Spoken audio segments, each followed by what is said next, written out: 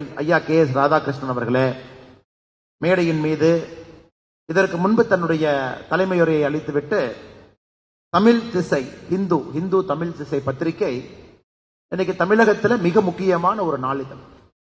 ஒரு செய்தியை சுருக்கமாக, உண்மையாக, நேர்மையாக, தேசியத்தை எந்த விதத்திலும் கூட விடாமல் கெட்டியாக பிடித்து தமிழகத்தில் ஒரு நாளிதழ் இருக்கு, தினசரி பத்திரிகையா இருக்கு.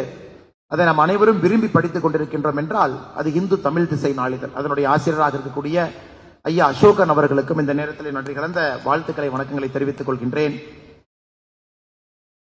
இந்து தமிழ் திசை அதனுடைய நிறுவனர், டைரக்டராக இருக்கக்கூடிய அம்மா விஜய் அருண் அவர்கள் மேடையின் மீது அமர்ந்திருக்கின்றார்கள். அவர்களுக்கும் என்னுடைய நன்றி கலந்த வாழ்த்துக்களை, வணக்கங்களை தெரிவித்துக் கொள்கின்றேன்.